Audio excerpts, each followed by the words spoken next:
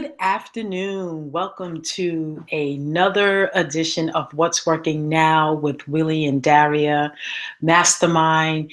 This is session number 5 of our How to Become a Professional Network Marketing series. So the past 4 weeks, we have been discussing the 7 marketing skills. We discussed the first one, which is finding prospects. The second one, inviting your prospects to understand your product or your opportunity, and presenting your product and opportunity to your prospects. And then last week was presenting your product and your prospects, your opportunity to your prospects. But this week, we're going to talk about the follow-up. And after you get your prospects to look at your opportunity, you need to know what it is that you need to do next to keep the process going so that you can have a proper close. So without further ado, I'm going to share my screen. I got a couple of slides. This is going to be a quick one today because follow-up is pretty clean cut. You know, there's a process that you follow, and you just keep the process going until you are at the final close. And a lot of times I find that we are doing it totally wrong. So when I get my slides open, I'm going to share with you some concepts that'll help you with your follow-up, and some stuff that pretty surprised me that actually works. So that's why I'm sharing it with you. I neglect to share with you that my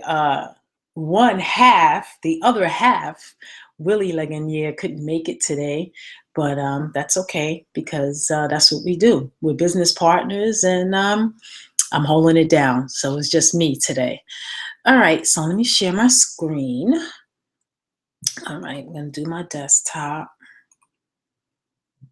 All right, let me know if you see my screen.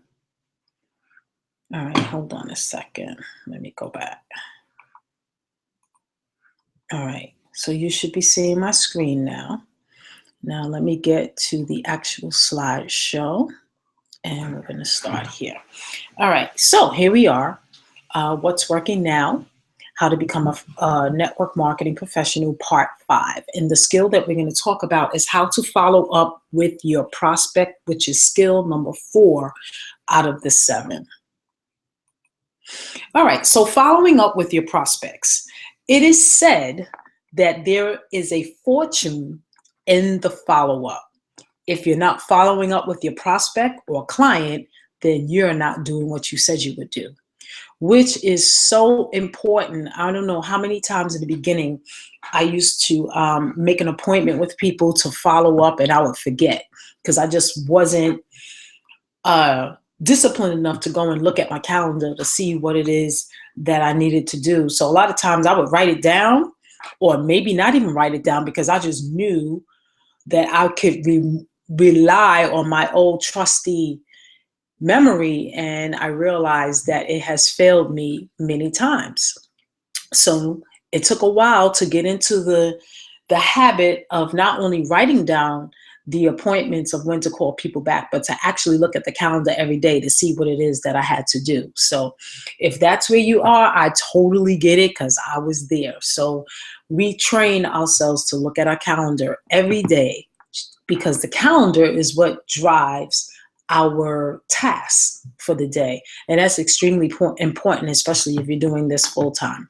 Okay, so needless to say, it is always bad for business if you say you're going to do something and you don't follow up. So if you know you're not going to be able to call, something comes up, always call and reschedule and let the prospect pick the day that they're available. And then you figure out the time based on your schedule, because you want them to set the appointment, and basically you're just acquiescing to what they would like. And most likely, if they set up the time, the day and time, they will make themselves available. Okay. Moving on. All right. So, as I said before, there are some concepts that I want to run by you that will probably blow you away, bug you out. It did that for me. And as I began to understand them and put them into practice, I realized how important these concepts are.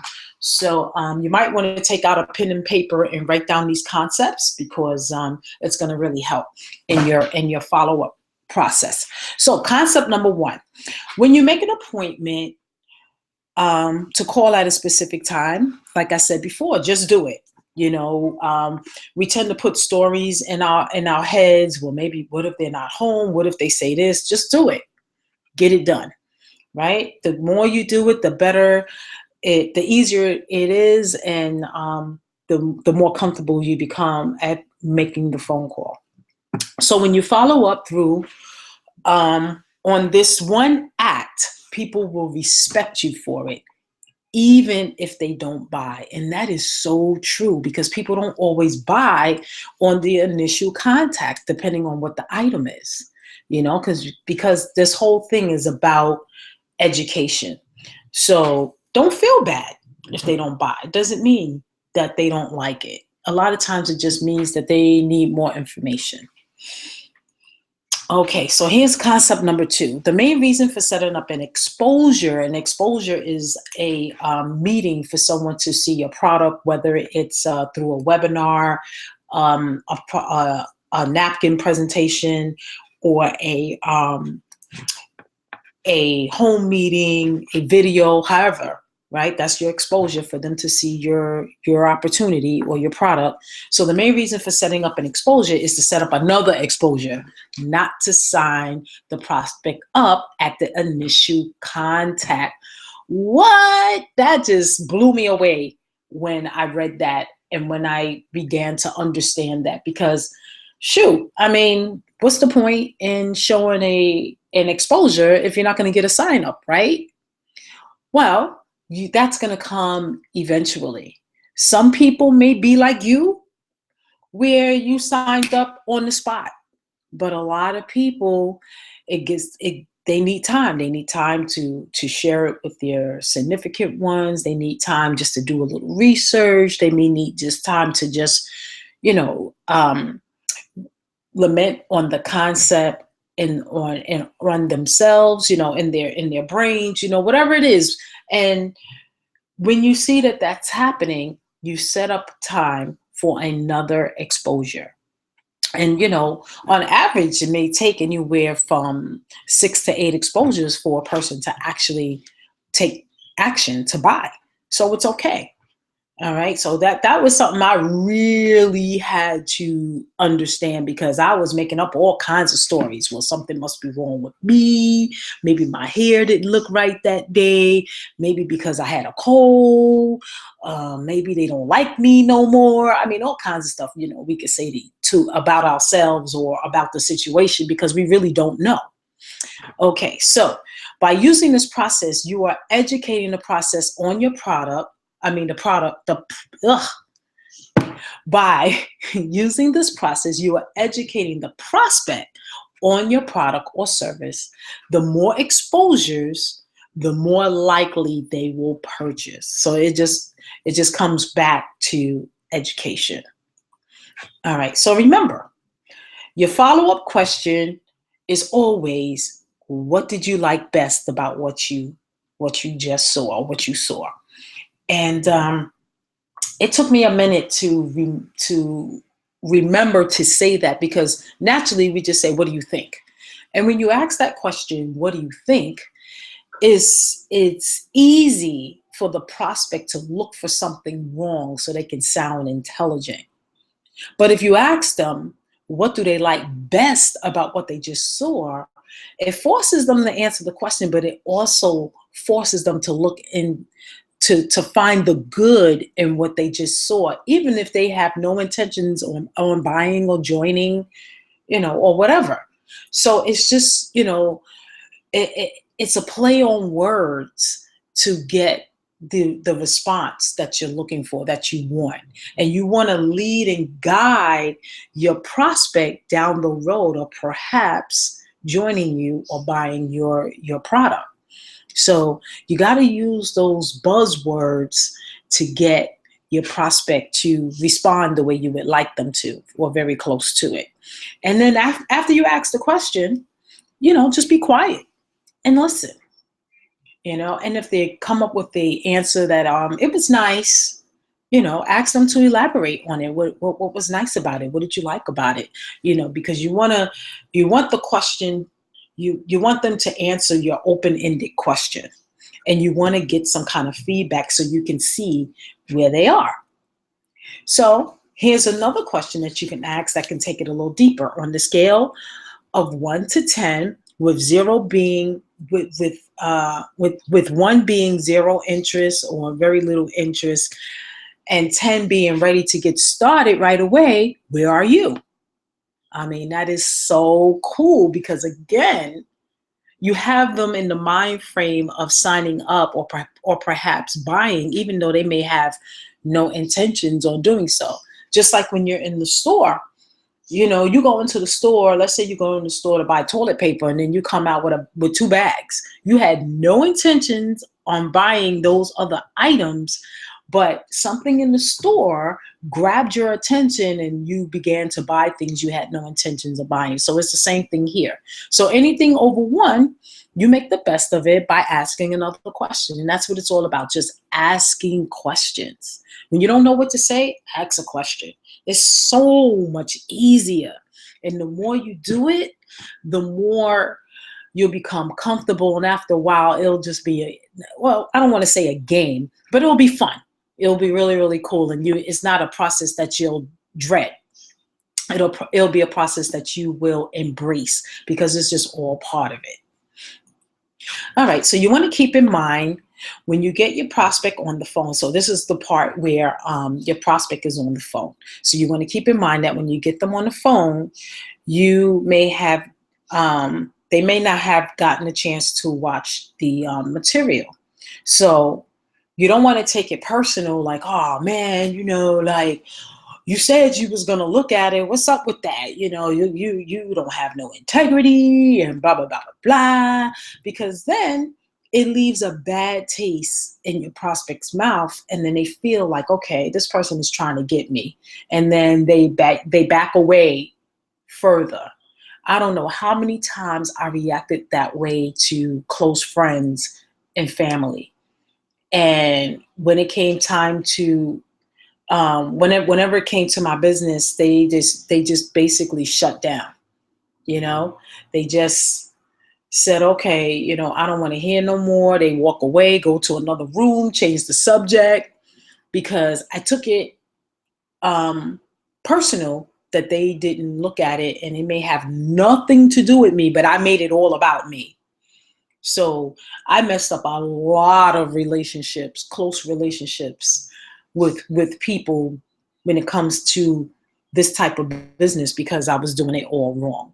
So you don't take it personal. You just ask them, okay, so life happens. It's cool. It's all good. When do you think you can watch it for sure, for sure, for sure, for sure, for sure, for sure? And they say, oh, well, maybe Friday. Okay, so if I call you on Friday, if I call you on Saturday, you would have already seen it, right? Yeah.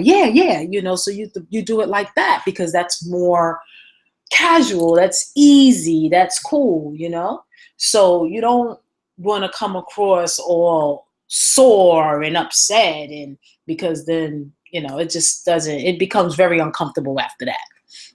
So you just accept the fact that quickly get them into committing a time and a date, and when they can view the material, and that's it.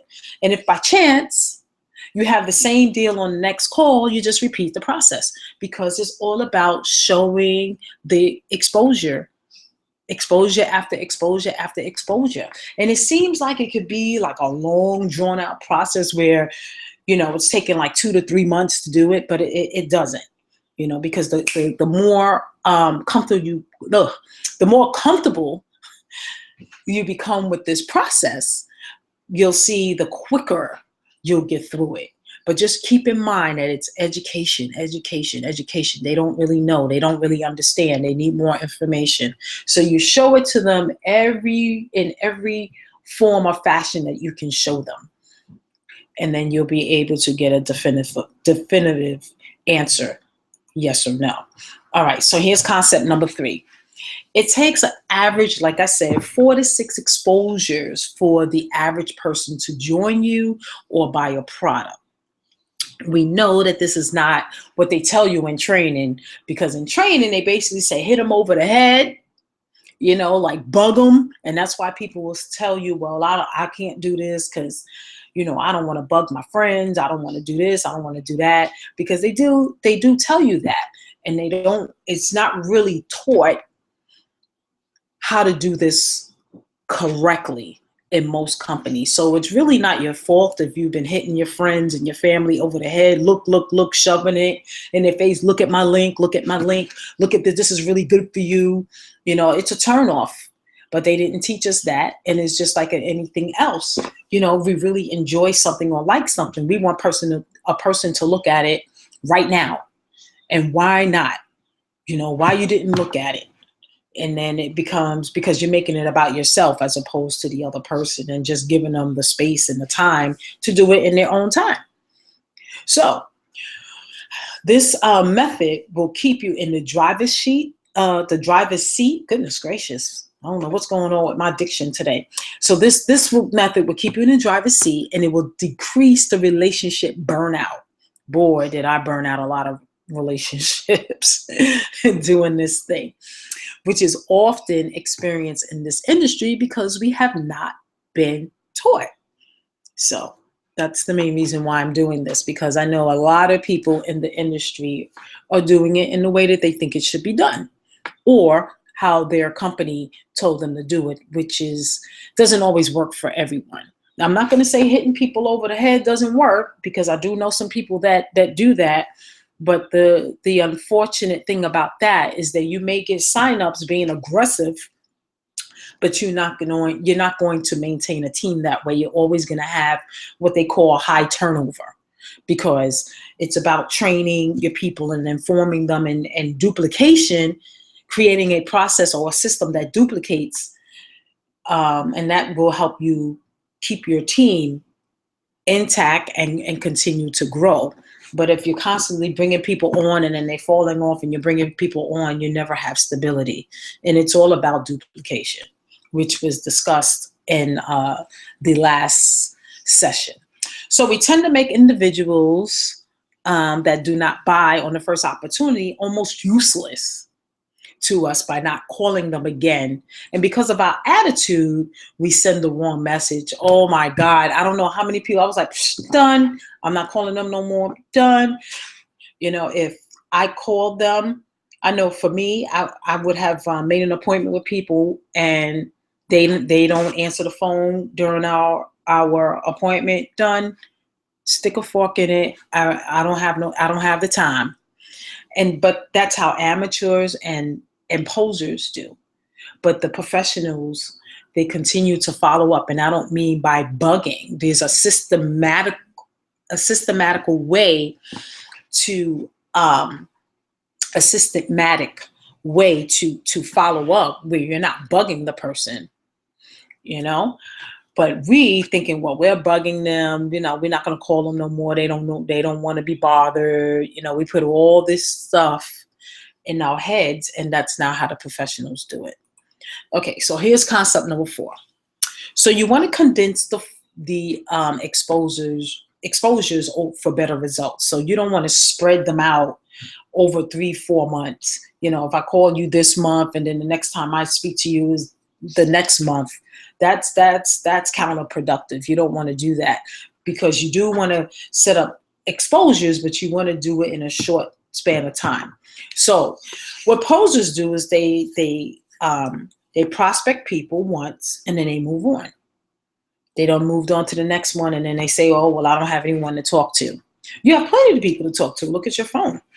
So even though you spoke to a person about your opportunity, or tried to get an appointment for them to look at your opportunity, and they didn't, it just wasn't a good time for them, that doesn't mean you can't go back.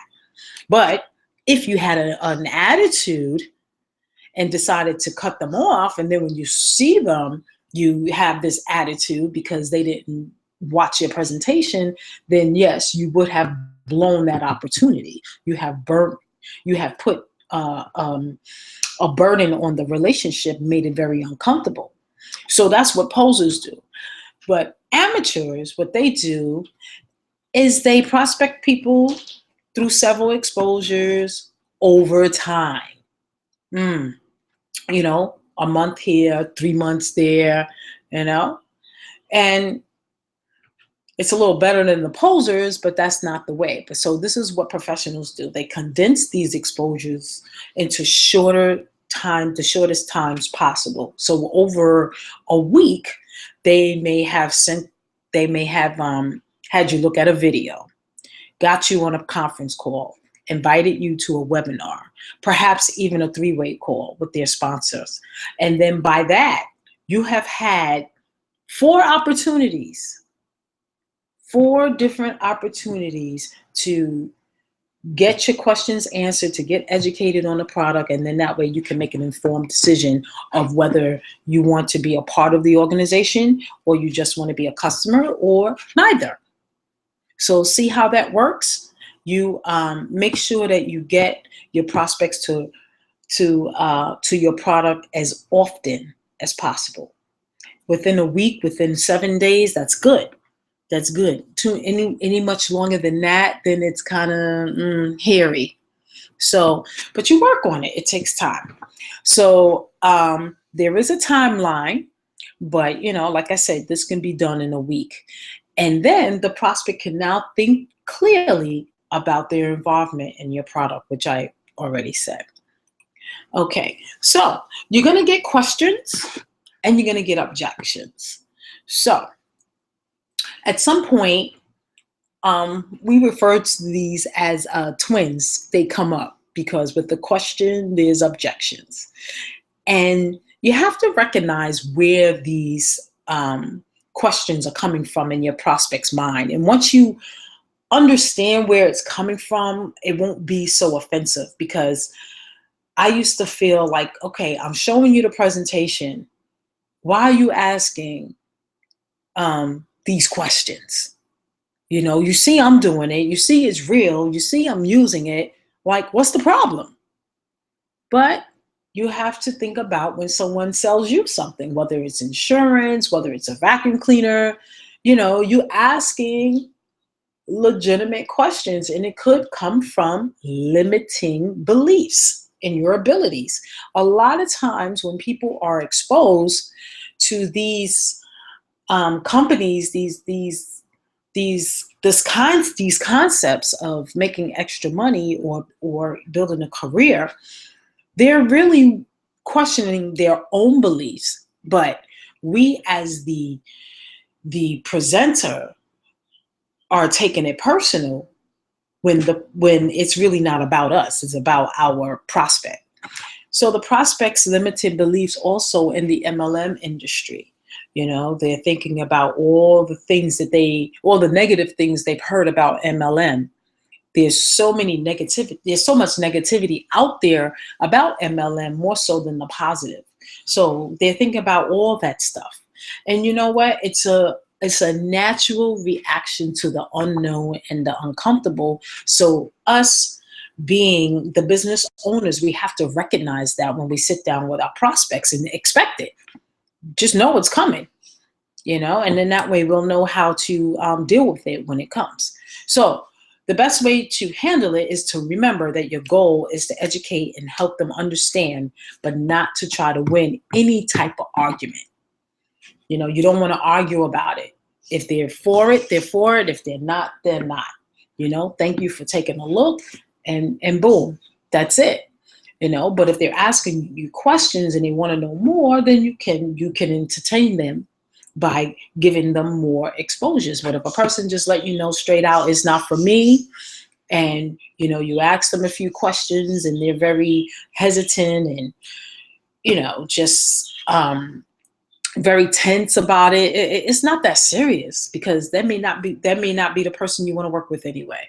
Because I don't want to work with anybody that I have to pull teeth pat you on the back and wake you up in the morning and hold your hand. No, I want to work with people that want it, that are go-getters. You give them the information and they run with it. It's something that they want to do. Oh, well, I don't know. You don't want that, because then you're babysitting. This is not that kind of thing.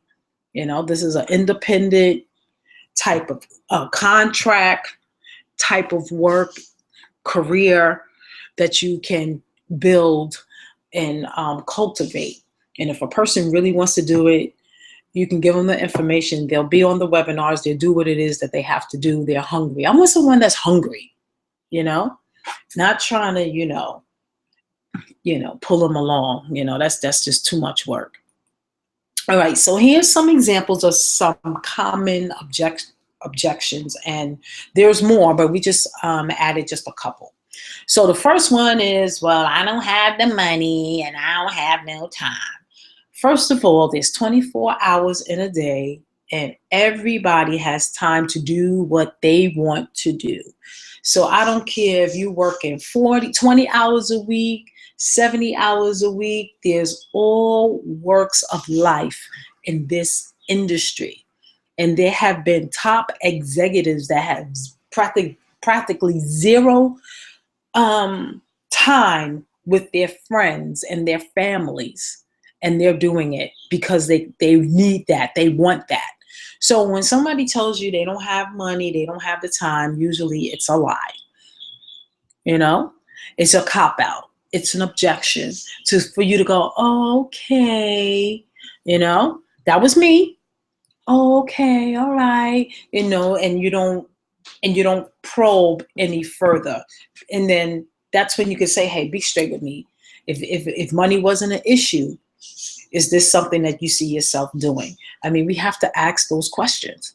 And then you can really get a real dialogue and really get into what's really going on, if the person really wants to do it. So with the no money objection, you focus their attention on where they are currently spending their money. This is a person that they really want to work with you, and the return they can receive. But you have to do this with caution, because you don't want to be the authority and telling them what to do. So you want to be very tactful and just ask about the things that they're currently doing. And you can get them to see that they are spending money. So if this is something that they really want to do, they can give up some of the items that they're doing, some of the actions or the luxuries that they're doing for a few months for them to gain bigger and better rewards. And that's totally up to them. Another objection is this MLM? Is it that MLM thing? Is it a pyramid? And you can say, yeah, it is actually. It is an MLM. And they might go, oh, and then you can ask them, well, it seems like, you had some kind of experience. You have a story, huh? And then ask them, about their experience, get a dialogue going, I don't want to bother my friends. And then you can do the you could do a feel, felt, found type of thing and say, yeah, I know what you mean about not wanting to bother my friends, because I don't like bothering my friends too. And I can show you a way how you can market your product without bothering your friends. So every objection, first of all the objections are the same. They don't change over time. They are what they are. If you want a list of all the other common objections, all you have to do is at the end of this webinar, you can leave me a comment below this video, and I'll kindly share them with you. So you'll have them in front of you, and then you'll have your ammo, your questions, which are your questions to be able to come back with, because it's not about winning a battle, but it's just about having a heartfelt conversation and getting the person to see that this could be something that they could do, or may want to do after they knock down all the barriers, because they come into you with their barriers up, their guards up, and it's your job to knock them down with your questions and not having an attitude because they have these objections, because we already know they're coming. So now it's just all about how are we going to combat them? And this is how you do it, with questions. All right. Now, next slide. All right. So you can answer these questions with a story. There's someone's story that is doing well in the industry if you don't have your own yet. For example, in the industry, there's a woman by the name of Lisa Torres. She used to live in the Bronx, and she lost her job. And she wasn't making that much money. She was on public assistance, just trying to make it, with her kids, like most single parents, trying to do. And she came across network marketing, and she decided to study on her own. So she came across someone's YouTube video, and she called them on the phone. She resonated with them with the video. She called the person on the phone. They had a chat. She joined them.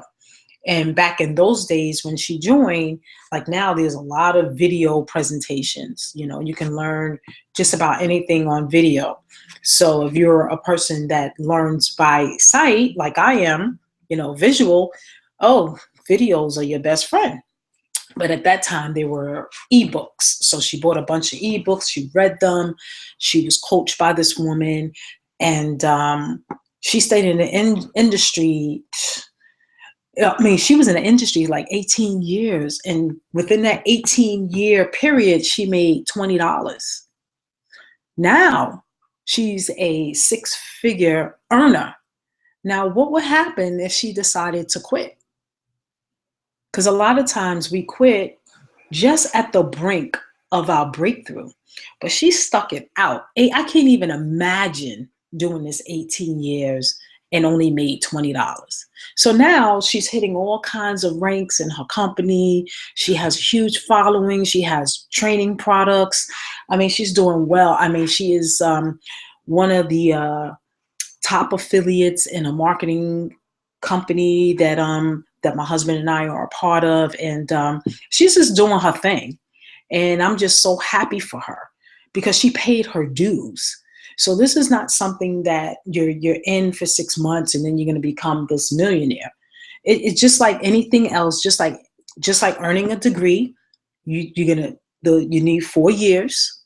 You got to pay your money. You got to pay your dues. You got to write your papers. You got to go and find a job. You got to learn the job. All this takes time, right? And then from time to time, hopefully you can move up. You do what you need to do. You bust your behind to move up. You come in on time. You come in early. You stay late. You do whatever you need to do so that your boss can see you. And then you advance, maybe perhaps become a supervisor, perhaps become a director or coordinator. And it's the same thing. The only difference is that you're somebody's employee. Right now, with this model, you're your own boss. So it takes a lot more discipline, but it's the same type of work. You still got to bust your behind. So, you share a story, just like I shared Lisa Torres' story. And then it takes practice. It will finally become easy like anything else. You don't think that she went through all the stuff that every network marketer went through. She started out knowing nothing about the industry. And she probably made all the same mistakes we made. Because, you know what you know. A lot of times, most people don't know anything. So you got to learn the skill sets. So she has learned the skill sets and now she's teaching them, So don't think that you have to tell your prospects, hey, if you really want to do this, it takes hard work and commitment and consistency, and I'm here to help you. We can do this thing together, right? So remember, your goal is education and understanding. You want to educate. The more you educate, the more people you'll attract. And believe it or not, this part of the process makes your goal a reality, because your goal is only to educate. Your goal is not to sign people up. At the end, I mean, that's gonna be the end result, you know, um, eventually. But your initial goal, when you get your prospect in front of you, is to educate them. Give them as much education on what you're doing as possible. That's your goal. All right. And I always like to end with, I love this quote: network marketing is not perfect, but better. I mean, it is just an amazing industry. And it's our job as network marketers to show that, to teach that, to demonstrate that, because we have to get rid of all that negativity, all that stuff that that people are putting out there about MLM. It's the most amazing career that you can build for yourself.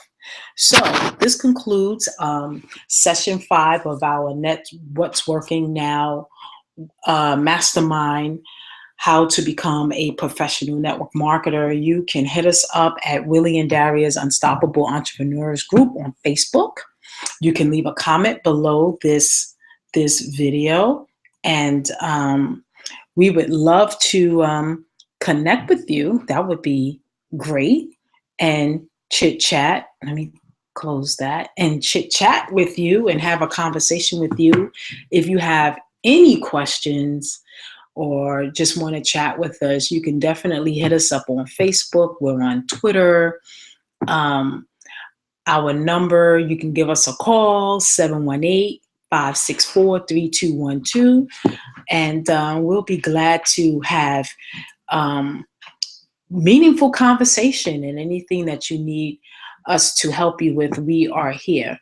So this is Daria Jackson Legonier of the Willie and Daria's Unstoppable Entrepreneurs on What's Working Now webinar. And I'll see you next weekend. Now, next weekend is Memorial Day weekend. Most likely we will do the next skill set. The next skill set, let me see what it is. Let me tell you what it is that we'll be working on. We did follow up today. So helping your prospects become customers and distributors. So that's another biggie. And we'll be done about 2 weeks after that, and then we'll move on to our next series. So again, Daria Jackson Legonier signing off, and I will see you in the next video. Have a wonderful day. Bye-bye.